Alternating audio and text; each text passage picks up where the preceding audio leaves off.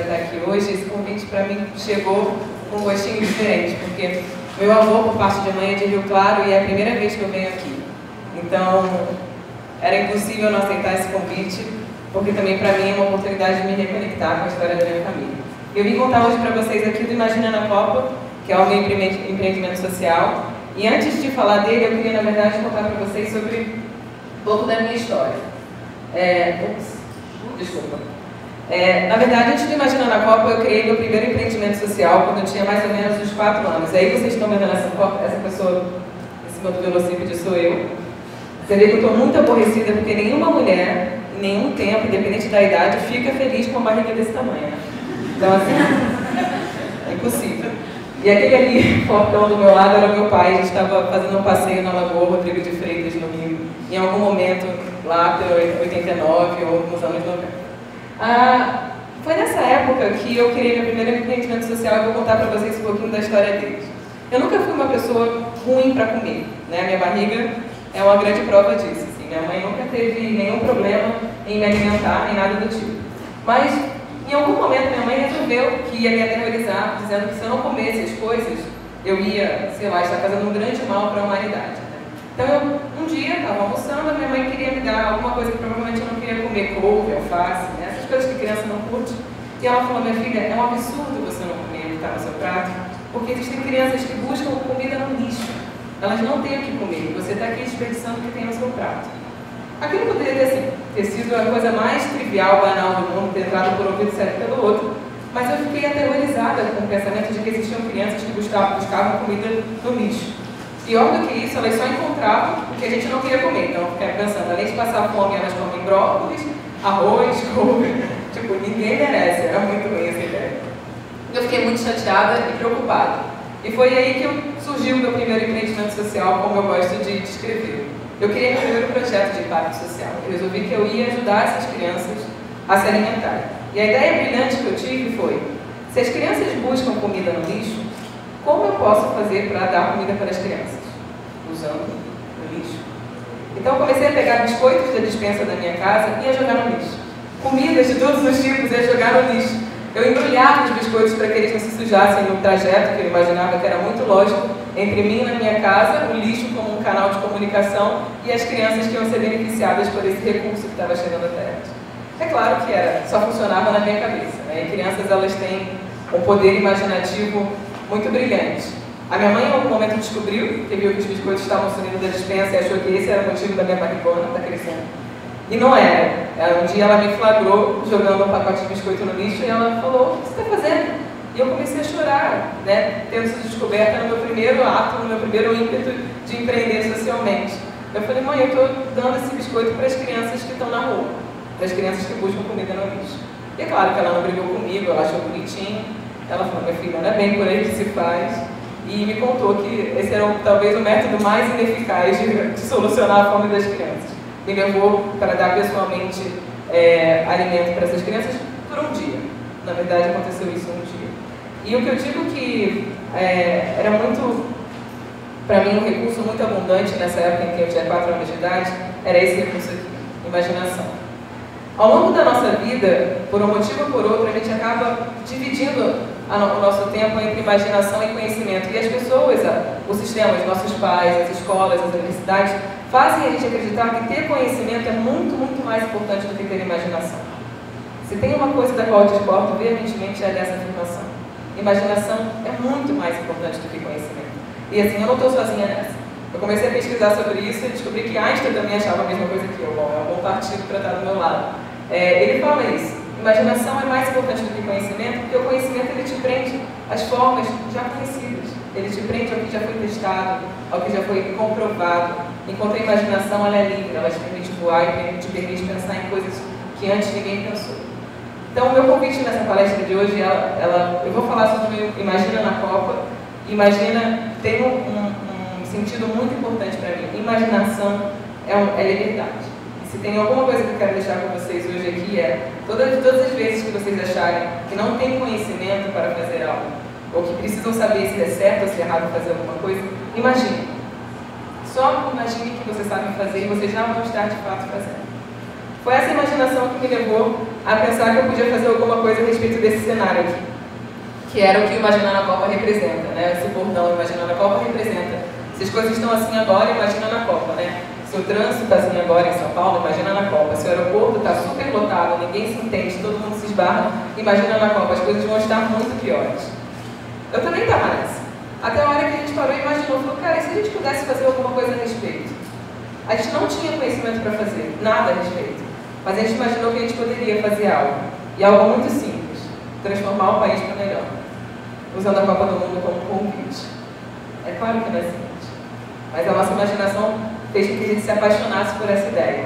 E foi daí que surgiu Imaginando a Copa. Desse pensamento de que a gente poderia transformar Imaginando a Copa em um bordão negativo, um bordão de pessimismo, em um movimento otimista. Se a gente pudesse usar essa reclamação para dar um passo além da reclamação e se organizasse para fazer a Copa dar certo para o Brasil.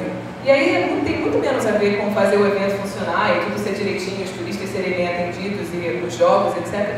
Mas não, usar a Copa do Mundo para a gente tornar o Brasil um país vencedor, independente de ser campeão ou não. Eu quero que seja. Mas esse não é o meu jogo. O meu jogo é um jogo completamente diferente. O meu jogo tem a ver com o que a gente é capaz de fazer para transformar o Brasil para melhor, usando a Copa do Mundo como um convite. E o nosso contexto estava dado. Quando a gente começou a pensar nessa possibilidade, imaginar que a gente conseguiria transformar o Brasil até 2014, a gente pensou, tá bom, beleza, mas quem seria capaz de fazer isso? Quem entraria com a gente nesse jogo, entraria com a gente nesse time? E a gente começou a perceber que os jovens têm muita vantagem de começar a atuar. Né? Tem uma pesquisa da Box, que é a pesquisa do sonho brasileiro, que ela fala isso, que 79% dos jovens se sentem na obrigação de fazer algo pelo coletivo no dia a dia. E que 74% dizem que concordam que utilizariam parte do tempo livre para ajudar a sociedade. Então, tem muita gente querendo fazer. Vocês estão aqui hoje, sábado, está sol lá fora, pelo que eu não lembro até a hora que a gente entrou. Tem muita gente querendo fazer muita coisa bacana. Mas apesar de ainda existir muita intenção, existe muita pouca ação. Se 8 em cada 10 jovens dizem que querem fazer algo, quantos são jovens de fato que fazem algo para ajudar a sociedade? E foi pensando nessa distância entre a intenção e a ação que a gente resolveu criar o Imaginando a Copa e ajudar os jovens a darem esse passo, a transformarem esse cenário. E a gente foi entender quais são as dificuldades que hoje impedem a gente, nós jovens, de fazer algo. Né? A gente descobriu 3 coisas, que são 3 coisas muito simples. A primeira é, o jovem muitas vezes não se vê como um agente de transformação. O que quer dizer isso? A gente conhece gente que faz coisas legais, mas a gente acha que são pessoas iluminadas, muito distantes. A Gandhi, o Mohammed Yunus, no Lago Brahmi, são pessoas que tiveram todas as respostas ou que de fato têm uma capacidade maior do que a gente. Não é verdade. Todo mundo, no seu contexto, tem um potencial de transformação muito, muito importante. Então, não se ver como um agente de transformação é uma barreira muito relevante para quando a gente quer transformar essa intenção em ação. Fora isso, a gente também sente muita dificuldade em saber em que atuar. É muito difícil. Tem a questão da mobilidade urbana em São Paulo, também tem a questão do meio ambiente, tem a questão das crianças que não são alfabetizadas, tem a questão dos moradores de rua, tem a questão das baleias, tem a questão das florestas. Em que eu vou atuar no final das contas? É muita coisa e todas as causas são muito nobres, é muito difícil a gente decidir por uma causa só. E essa também é uma barreira que é difícil da gente transpassar sozinho. Então a gente percebeu, poxa, isso às vezes dificulta o cara que quer fazer alguma coisa e começar a fazer de fato. E o terceiro foi, o jovem também acha difícil ver essa transformação social dar um impacto. Né? Então assim, tá bom, beleza, mas eu não quero fazer pelo futuro, eu quero fazer para ter resultado agora, eu quero me engajar, eu quero ver a coisa acontecer. Eu não quero fazer pelos meus filhos só, eu quero fazer por mim, eu quero ver algo de concreto rolando na rua, dando resultado. Então essas foram as 3 barreiras que a gente identificou e a partir delas a gente desenhou o que era Imaginando a Copa. Que Imaginando a Copa seria como um projeto. E o que a gente está fazendo são basicamente 3 frentes grandes de trabalho e eu vou contar para vocês um pouco sobre cada uma delas. Está um pouco desconfigurado, mas... A primeira frente é o conteúdo. O que a gente está fazendo? A gente está viajando o Brasil, um trabalho que é super chato, ninguém quer fazer. Viajar o Brasil inteiro. A gente está viajando o Brasil, documentando histórias de jovens que estão transformando o Brasil para melhor. E a gente resolveu que a gente ia contar uma história por semana, desde o dia 3 de janeiro desse ano, de 2013, até o dia 12 de junho de 2014, que é também o dia dos namorados. E o dia da abertura da Copa do Mundo no ano que vem. A gente decidiu que uma vez por semana a gente ia lançar na nossa rede, no nosso site, imaginandoacopa.com.br, no Facebook, a história em formato de curta documentário de um cara que está transformando o Brasil para melhor, para comprovar para as pessoas que tem muita gente fazendo coisa bacana, tem muita gente atuando em diversas causas e de diversas formas, seja através de trabalho voluntário, que é muito frequente, muita gente faz, seja através de um negócio de impacto social, de um negócio social, de um projeto, de uma ação pontual. O que essas pessoas estão fazendo? Que boas ideias essas pessoas tiveram e como que a gente pode usar essas ideias para trazer impacto também para os nossos contextos. Uma boa ideia, por exemplo, que rolou lá no Rio, que foi a história número 1 da Gabriela Valente, ela pode ser replicada em vários lugares. Então, a questão de a gente ter transformado essas histórias em documentário e mostrar para vocês essas histórias tem a ver com o fato de que a gente acredita que vocês são capazes de fazerem muitas coisas. A gente é capaz de ter muito boas ideias. E às vezes a primeira forma de ter uma boa ideia é se inspirando na ideia de alguém que já teve uma boa ideia antes. Então, replicar um projeto é uma maneira também da gente conseguir gerar impacto social muito relevante. A segunda coisa que a gente faz são as oficinas do Imagina na Copa.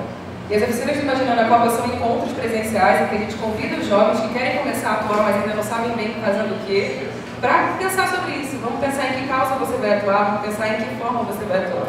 São encontros que a gente junta uma galera, um grupo de 20 jovens, e desenha com eles de que maneira eles vão começar a atuar e trazer impacto social, seja através de um projeto que eles vão fazer, seja através de entrar num projeto que já existe, como que eles vão usar essa energia que a gente tem de criação para criar algo muito legal, muito relevante.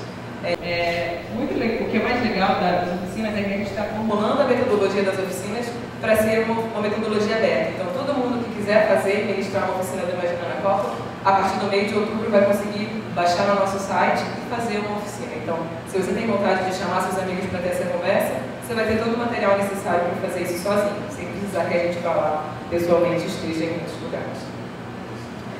Fora isso, acho que talvez seja uma das coisas que eu mais gosto de fazer no Imaginar a Copa são as missões.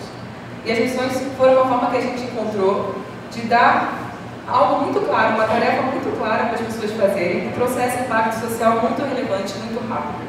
A primeira missão que a gente fez foi essa aqui, a missão do Que Ônibus Passa Aqui, não sei se alguém aqui conhece. A gente lançou um vídeo, a gente lançou a história do Que Ônibus Passa Aqui, desse menino lá de Porto Alegre, do Gabriel e do Luciano. Eles criaram esse projeto que, basicamente, o que eles fizeram?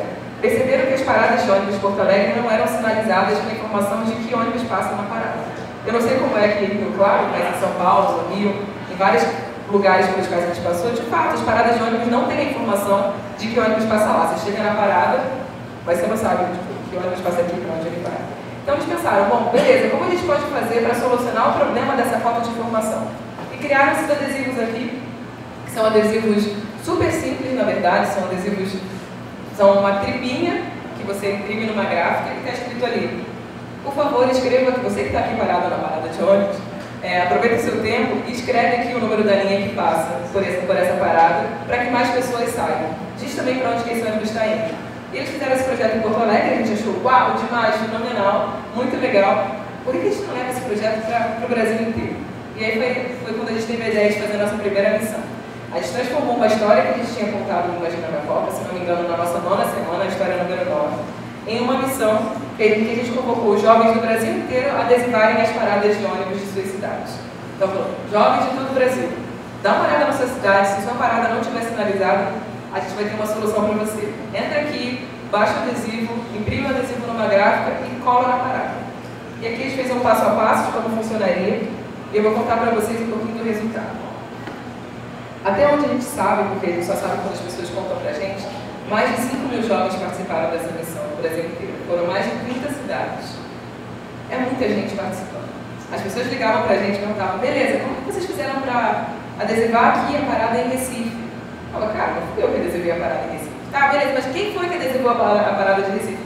Não sei, não faço a menor ideia. A missão é algo vivo. A gente só dá uma missão e diz para as pessoas como elas podem fazer. A forma como elas fazem, como elas vão implementar aquilo, é delas. Elas vão fazer no tempo que elas quiserem, elas vão fazer como elas quiserem. Se for algo simples, algo fácil, que traga resultado muito bacana, é muito rápido das pessoas fazerem. Hoje a gente está na nossa 5ª missão no Imagina na Copa e a cada missão que a gente lança, a gente vê mais resultado bacana gerando. E as missões, elas têm esse propósito de serem algo muito simples, muito rápido, muito replicável e tem um impacto super bacana. E aí as pessoas perguntam pra gente muito isso, né? Muitas essa pergunta, se está dando resultado. E eu acho que sim. Aqui é um pouquinho das fotos que as pessoas mandaram pra gente de quando a gente lançou a missão do Que o Ônibus Passa Aqui. Foram fotos do Brasil inteiro, inclusive em Recife, que eu mencionei. O pessoal pegou o adesivo, mexeu um pouquinho no adesivo, colocou um caranguejinho do lado do ônibus para dar uma personalizada, achou que estava meio com a cara estava com um pouco a cara da cidade. Então, pode fazer isso, Mari, pode mexer no adesivo, cara, pode tudo, você pode fazer tudo o que você quiser, que venha trazer transformação social para o lugar onde você está inserido. A gente não vai colocar nenhum impeditivo em relação a isso. Então, esse slide para mim é o meu slide preferido, sempre que eu falo dele, eu me emociono porque ele mostra a nossa capacidade de mobilização em torno de causas muito boas. E não depende da gente fazer isso localmente. Se a gente der uma missão, a gente consegue ter uma atuação absolutamente global. Essa missão do Que o Ônibus Passa Aqui foi replicada no México. Tem galera do México mandando e-mail para a gente falando que fez a missão lá. E caramba, até no México funcionou. Por que isso? É uma ideia muito simples, boas ideias, elas merecem ser replicadas. Das histórias que a gente já contou no Imaginando a Copa, a primeira história foi a história da Gabriele Valente.